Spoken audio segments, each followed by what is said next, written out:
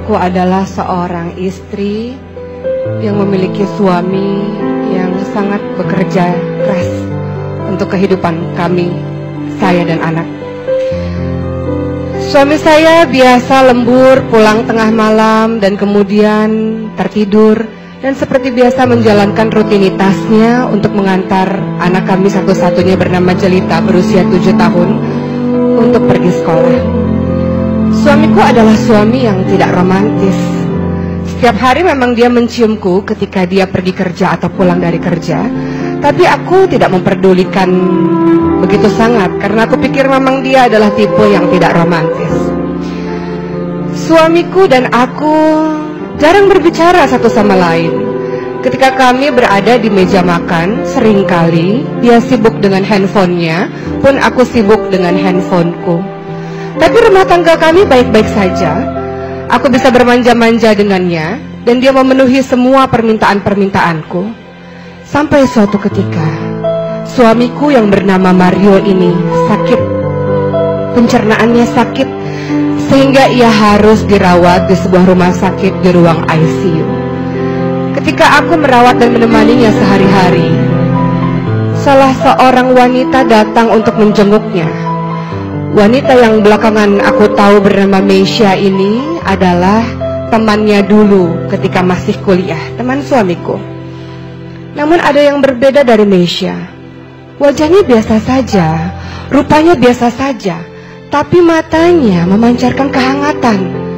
Dan setiap kali Meisha berbicara, senantiasa mulut yang keluar, kalimat yang keluar dari mulutnya adalah kalimat-kalimat yang mungkin saja setiap orang yang mendengarkan akan jatuh cinta pada Meisha.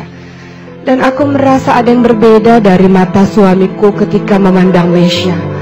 Pendar mata yang tidak pernah aku lihat sebelumnya. Bahkan suamiku tidak pernah melihatku dengan pandangan seperti itu. Aku baru tahu Meisha bertemu dengan suamiku 5 bulan yang lalu dalam sebuah pekerjaan. Dan aku ingat-ingat 5 bulan yang lalu suamiku juga sangat baik, memberikan perhatian yang luar biasa terhadapku dan tak jarang memberikan banyak sekali barang-barang baru untukku.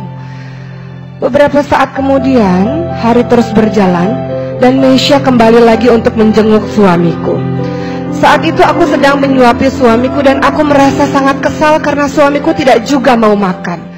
Tubuhnya semakin lama semakin mengurus dan Meisha memberi isyarat padaku untuk memberikan piring tersebut ke tangannya. Dan aku pun menyerahkan begitu saja pada Meisha. Meisha mulai menyuapi suamiku dan makanan itu habis. Suamiku memakan setiap suapan dari tangan Meisha. Hatiku sakit sekali melihat pemandangan itu.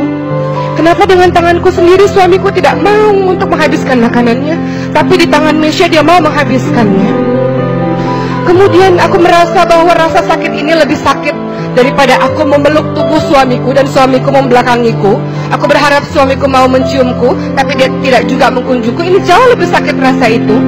Dan hati ini lebih sakit rasanya dibanding ketika aku melahirkan anak Mario, anak suamiku itu dengan operasi sesar. Rasa sakit ini lebih sakit rasanya dibanding aku dicueki olehnya ketika dia sibuk dengan laptopnya atau dengan handphonenya. Aku sakit sekali melihat pemandangan di depan mataku suamiku disuapi oleh gadis lain.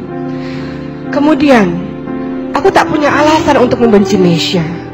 Meisha adalah gadis yang sangat baik, wanita yang sangat baik. Dia sering membawakan makanan untuk aku dan anak-anak di rumah sakit. Suatu ketika Meisha pun pernah menjenguk suamiku dan ia datang dengan suaminya dan anak-anaknya. Maka apa alasan aku untuk membenci wanita yang sangat baik tersebut? Di suatu sore, ketika hujan rintik-rintik, aku pulang sebentar dan aku bertemu dengan anakku Jelita di rumah. Dan anakku mengatakan, "Mama, aku baru saja menemukan passwordnya ayah. Dan Mama lihat, ayah lagi kirim-kiriman email dengan Tante Meisha. Mama mau baca," kata Jelita. Maka aku pun membaca email yang dikirimkan oleh Mario suamiku terhadap Meisha. Dan apa isi dari email tersebut? Suamiku mengatakan, "Meisha, kau tahu, sudah lama aku memendam rasa cinta terhadapmu. Terima kasih Meisha yang telah hadir dalam kehidupanku, dan kau satu-satunya yang ada dalam hatiku. Aku tidak tahu apakah aku mencintai istriku atau tidak. Kalaupun aku mencintainya, itu karena aku adalah suaminya dan dia adalah istriku. Kalaupun aku mencintainya, itu karena dia adalah ibu bagi anak-anakku. Kau tahu Mesya, sebenarnya tubuhku, hartaku milik istriku, tapi hatiku hanya milikmu, wahai Mesya.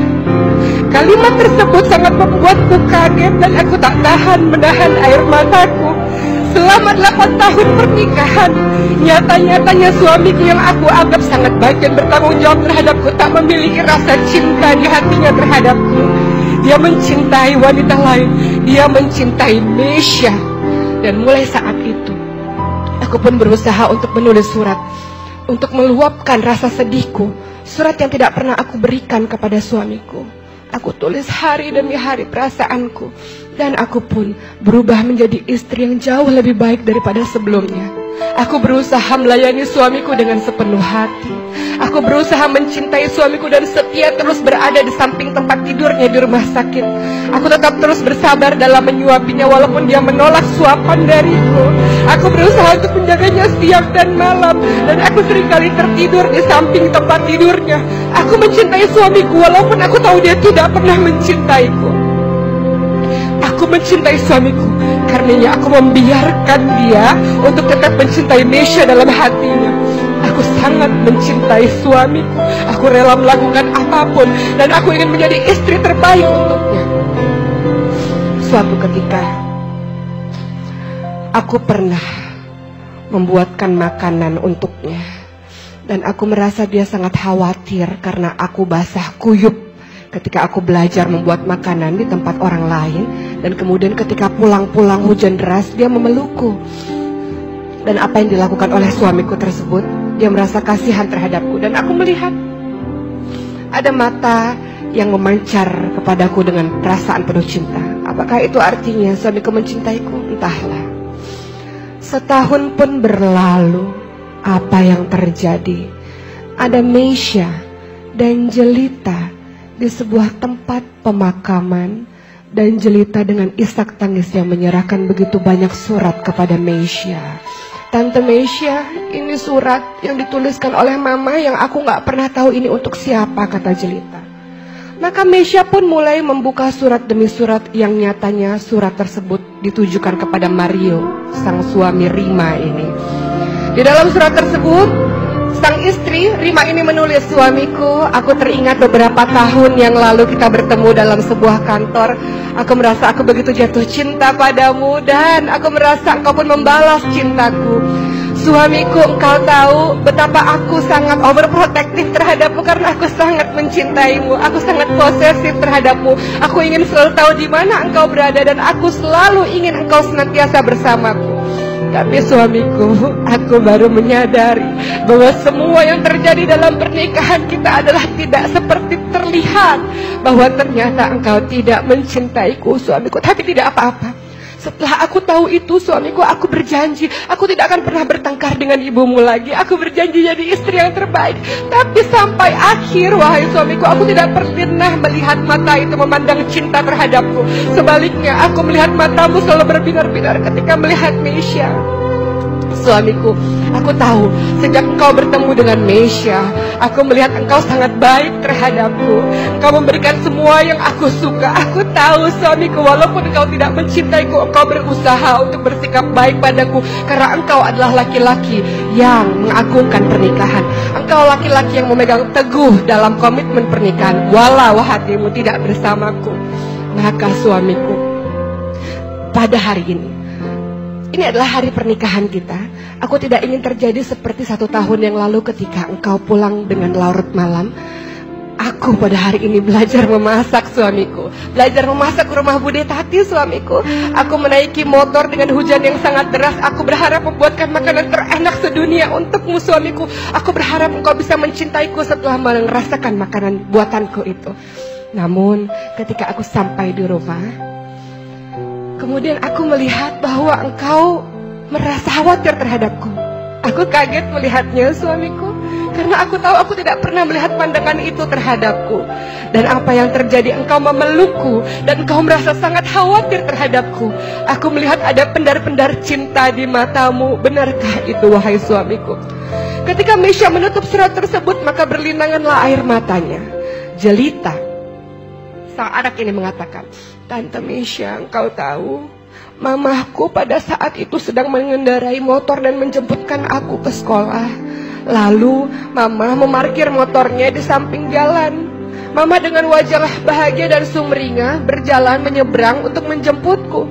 Namun ternyata ada mobil yang sangat cepat berjalan dan kemudian menabrak badan dari ibuku, menabrak badan dari mamaku, dan kemudian mamaku terpental, wahai Tante Mesya. Dan aku sempat melihat badannya bergerak-gerak sedikit dan melihat ke arahku sampai akhirnya ia memejamkan mata untuk selama-lamanya.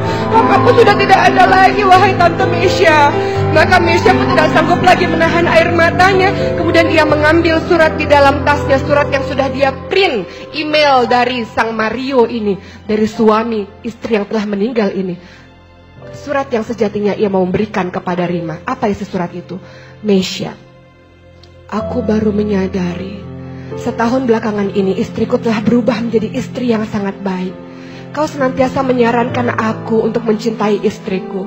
Maka ketika itu dia pulang dengan keadaan basah kuyup dan aku sangat khawatir terhadapnya.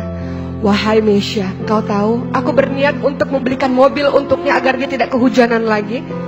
Bukan karena dia adalah ibu bagi anak-anakku, tapi karena aku baru merasa dia adalah belahan jiwaku. Ya Mesya, aku sudah jatuh cinta pada istriku. Terima kasih Mesya, aku bisa melupakanmu. Aku mencintai istriku.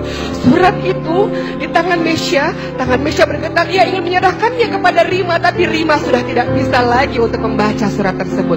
Dan Mesya pun mengarahkan pandangannya kepada laki-laki yang bernama Mario yang memeluk sangat erat nisan dari seorang istri yang telah diabaikannya selama ini. Maka Mario memeluk nisan itu dengan sangat kuat dan ia menangis sejadi-jadinya tanpa berucap sepatah kata pun. Lihat, akulah suami, kata Mario, orang yang memang telah berselingkuh pikiran dan hati, memikirkan wanita lain, bukan memikirkan istriku sendiri. Maka Mario pun terus menangis dan Mesya mengatakan, lihat, inilah kisah bagaimana baru merasakan cinta yang sangat dahsyat ketika orang itu telah tiada. Kisah ini mendatangkan pembelajaran berharga untuk kita. Mungkin kita tidak berselingkuh secara fisik, tapi pikiran dan hati kita memikirkan pria lain. Pikiran dan hati kita memikirkan wanita lain. Rumah tangga yang sejatinya di dalam Al-Quran dikatakan sebagai mistakon walizo, sebagai seorang perjanjian, sebagai sebuah perjanjian yang kokoh. Kemudian kita nodai dengan apa? Dengan kita memikirkan orang lain. Ingat, pernikahan adalah perjanjian, adalah amanah. Bagaimana kita sejatinya berusaha mencintai pasangan kita karena dia yang terbaik, karena dia jodoh yang terbaik yang diberikan oleh Allah Subhanahu wa Ta'ala. Maka hindarkan diri kita dari memikirkan orang lain, memikirkan orang yang haram untuk kita, dan senantiasa luruskan pikiran kita, hati kita untuk mencintai suami, untuk mencintai istri yang dihalalkan Allah untuk kita. Insya Allah mudah-mudahan kita menjadi pasangan yang saling menjaga kesetiaan satu sama lain. Maka kehidupan rumah tangga sakinah, mawaddah, warahmah insya Allah mudah-mudahan menjadi pembelajaran.